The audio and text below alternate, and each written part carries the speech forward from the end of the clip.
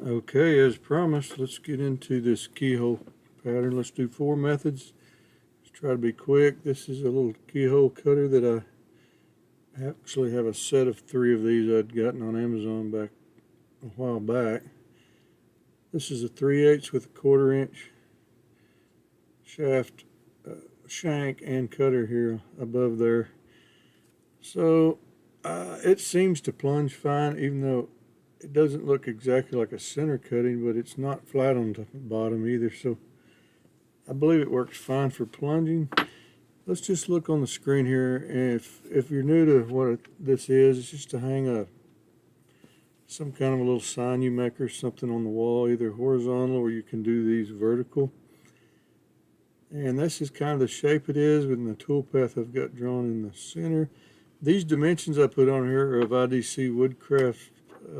The one he sells is 450 is as deep as you can cut with that, which is 25, 1/4 inch here on the 1/4 inch part of the flutes, and then on the 3/8 part it's 200 thousandths deep. So you want to leave enough room. You need to go deeper than this so you have a little meat here, and I drew this out right here so you can see when you come into the work you're going to leave enough room here to give a little bit of strength, so when your screw slides in there it has some support. So on the one I have, it's about 7/16, close to 440 thousandths deep, and so I'm going to go about 310 thousandths or thereabouts on total depth. When I plunge in, we're going to plunge in a hole, we're going to create a hole, plunge in, we're going to go over and come right back and then come out of the same hole.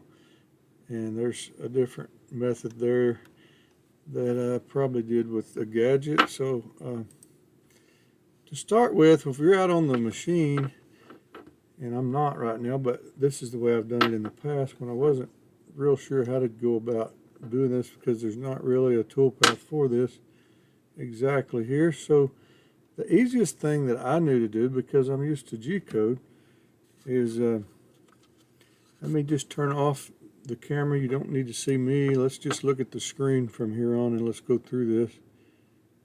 So okay, I'm off of out of your face now. You don't want to see me anyway. So what I do is just go, I'll just open up Notepad.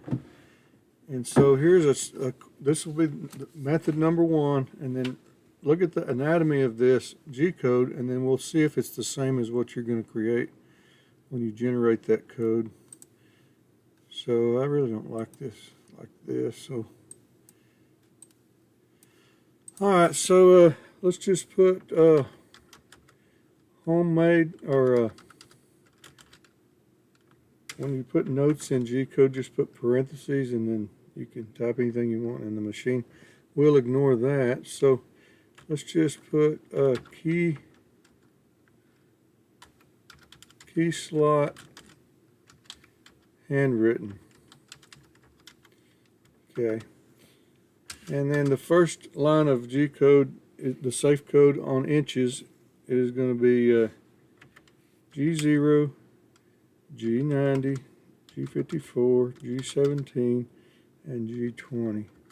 It's just the first line to be sure your machine is in the right mode so everything will work great. And most of that is already in the code when you do this with VCarve or anything else, but that's a good safe code to put at the beginning of any Gcode, and you can run that on almost any CNC mill or anything else. Now let's just do this. We want to go G0, Z 1 inch. That's where we're going to start with our end mill, up in the air 1 inch above the work. So we're going to set the 0 above at the top. Then we're going to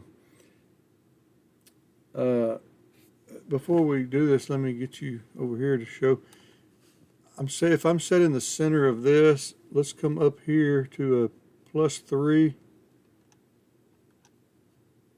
Let's just go a +2 inches, and let's go up and down. Let's make one straight up and down. Or we can do this sideways. Let's do the one right here on 0 so we can pay attention.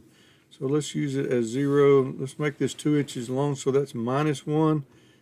plus 1 on the X, and Y is on 0. So that's how we'll write this code right here. So we're 1 inch in the air with our cutter. So the next move is let's move to where we're going to cut. So that's going to be G0, Z minus 1, and Y 0.0. Now that puts the cutter right over that circle that we're going to cut. Now let's go down with it. Just go G0, Z 0.1 inches. So we're down to 100,000 over the where we're going to do it. Now this is where we're going to start doing the cutting. So we'll go into G1, which is a feed rate move. And let's just go Z minus, I want to go 310.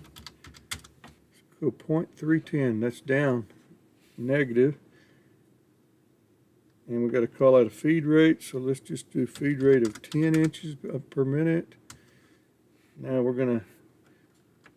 don't have to keep putting G1, but I will just so we can see it. Now we're going to do G1 X 1.0. Remember over here, we're going to go 1 inch this way.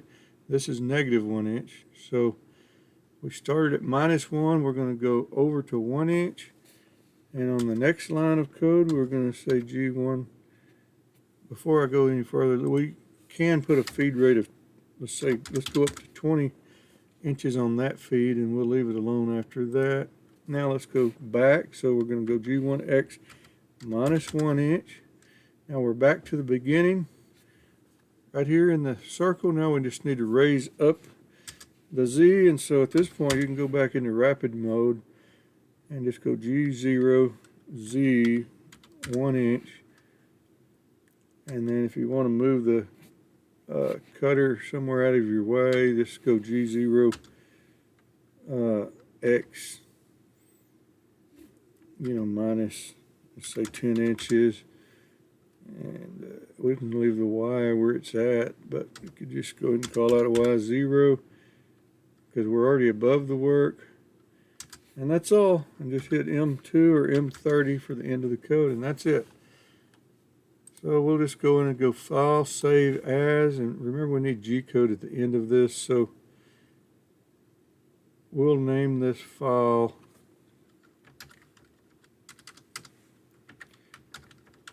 Key Handwritten .Gcode right there, or whatever you like for your extension to be. It can't be a text file for this particular deal. And then just push, I'm in my toolpath folder, just push save. So we'll close that out, and then anytime you want to open that, you just go back into your toolpath, and that's the one we just wrote. And that'll work perfectly fine on your machine. So now that we've seen the anatomy of the Gcode, now we can go on to step 2. The next way we can do this,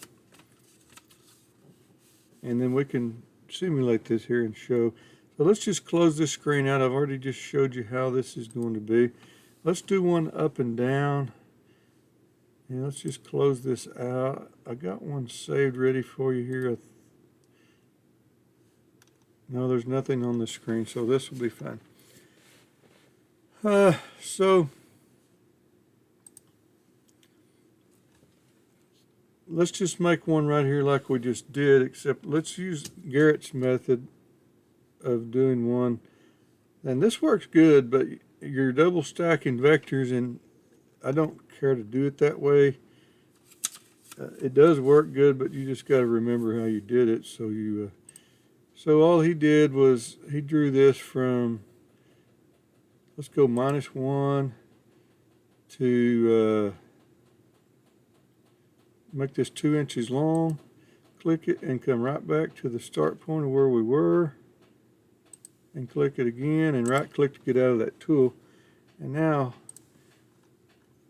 it's hard to see, but there's 2 lines there, and if we look at the nodes, push N for node, you'll see there's the start point. It's going to go there, and it will come back. And so now the next step is we're selected. Let's go over and make a toolpath and do a profile toolpath.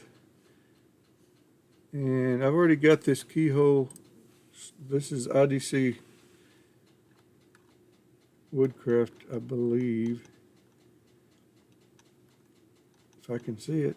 You know, when you're making videos, it's hard for you to. Well, anyway, I don't see it, but this is how it is. It's 375 past depth. And we're not going to do that. Just turn your step over down to about 5 thousandths just to be safe. And the feed rate on this is running at 30, which is probably fine. I think I'd rather turn it down to 20 just to be safe and put the plunge rate at 10.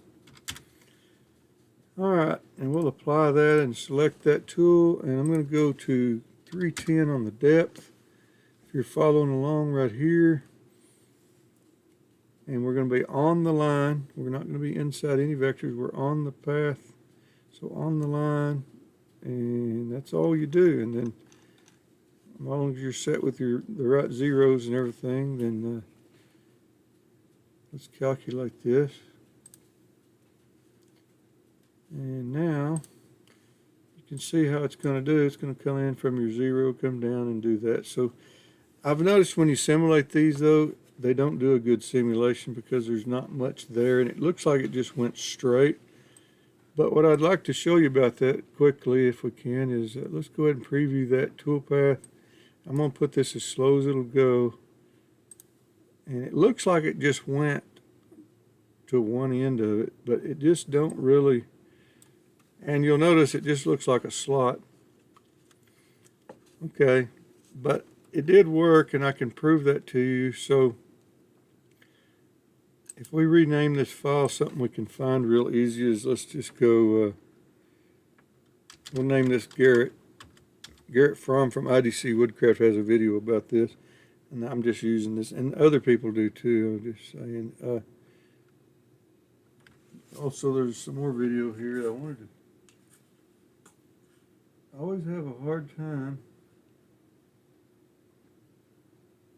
remembering the names of some of these YouTubers that I've watched, but it doesn't matter. I'll show you another method here in a minute, but I know that one was from IDC Woodcraft. So now let's just go Garrett key, and we'll save this toolpath. And then because it didn't look like it came all the way back, you know, that'd be dangerous if it went down here and then came up. While it's trapped up under the wood, it's going to bust stuff and break stuff and may even lock up your machine, I don't know. So save toolpath, and there it is. So now let's go back and verify, since we know what the Gcode should look like. It should show a positive and then a negative on the X. So let's come back here and look at the one we just saved. And here it is. And see, it puts in some stuff here that I usually clean up a little, but that's fine. So anyway, it came in here at 1, I've got that set at 1 1/4 on the Z.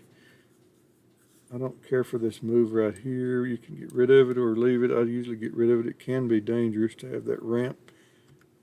But it went in position right here to X minus 1, Y 0. And then it brought that down to 1/8, Z 0.125. And here's where the feed rate move came in. It went to Z minus 310 at a feed rate of 10. And then it went X 1 inch, which is to the right. And in fact, let's get this back on the screen while we're looking at this. You can also see that it works on your 2D. If you change that to 2D and look at your toolpath, you can see it's got 2 different directions going on there. But let's pull this up. So X 1 inch, and then it come back X minus 1 inch, and then it raises back the Z back up, and then that's the end of the code. So it did work. That's method number 2. That way works real well as well. So now then, let's go to method number 3, which is what, sorry, I can't think of that guy's name that's on the IDC's Wednesday night deal a lot of times with him. I have a hard time with names. So here's the way he does it. Let's go back over here. Let's get rid of this toolpath for now. And let's go ahead and draw another one. Let's delete that one. All right. And we can do one straight up and down if you will, if you want, or we'll do it just like that. So let's just go ahead and do one just like we did for now. So what he does is, and this will work as well, it's a little weird, but it'll work. So draw a rectangle. Let's just go ahead and put the size in where we want it to be. So we want to put that at X 0. Let's center this. So if you push the center right here and put X0 and Y0, we can put it right on that line. Now we're going to put a rectangle that's 2 inches wide, and the height we're only going to use 10 thousandths, 0.10, 10 thousandths. So that's so narrow that it won't really matter. If you'll notice, you have to really zoom in to tell that that's a rectangle. So on one end of it, the beginning end here, where we want to come into this, let's just get rid of this. So if we select this vector, because you can't pocket that with such a big tool, so you got to be able to come into it. So let's get rid of this line right here. Push the node editing mode in. See that little deal coming up over it? Just push the D when you get that coming up, and it deletes that span. You can also right click with the mouse and get to that. Now you can see there's the start point. It's going to come down that line, and then it's going to make that rectangle and come back, but it's only going to be moving 5 thousandths because its width is 10 thousandths, so it's going to move 5 thousandths. And we're going to cut it on the line. You'll see that in the Gcode here in a minute if I show it to you. So now if you have that selected, go over here and create a profile toolpath. Our tool's still selected. We're going 310 deep again, and that's all. So let's go down here and calculate that. Let's reset our preview from before, and if you'll notice, if you look real close, there's 2 lines here, so it's going to come in and it thinks it's doing it, but it's really not moving enough to even matter. That's why some people use this method. And so we can preview that toolpath, and on this one it will show both directions. And so that works. And if we looked at the Gcode, it looks fine. I've already checked it. So that's another method. I don't want to waste too much time looking at the Gcode because we saw that worked. In fact, if you look at the 2D view here, you have to select the toolpath. You can see that it went down that line and come back on that line. So that method works fine as well. So let's delete that one now. And we have one more. Let's do one more right quick. And let's get back to this.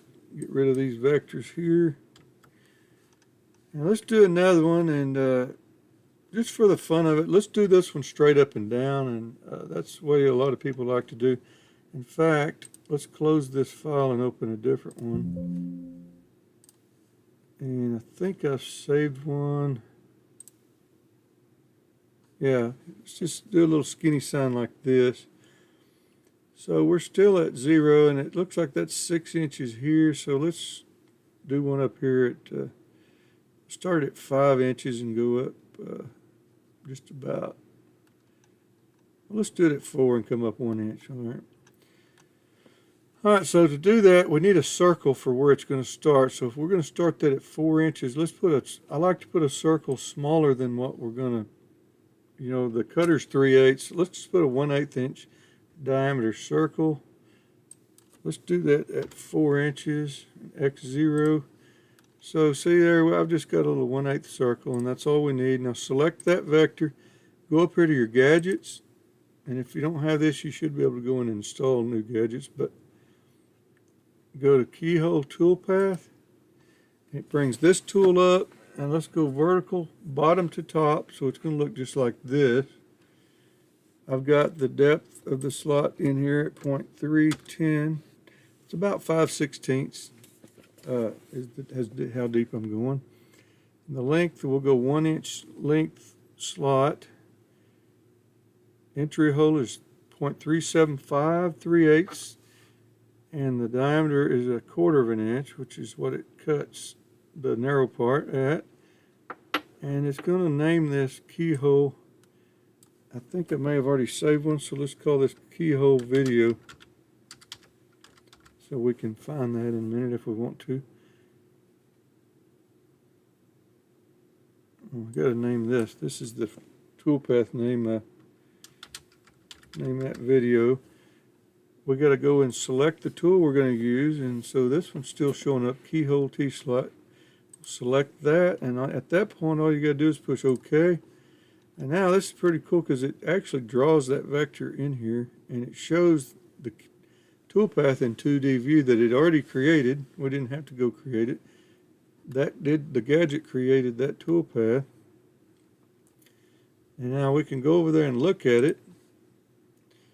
And so let's simulate that.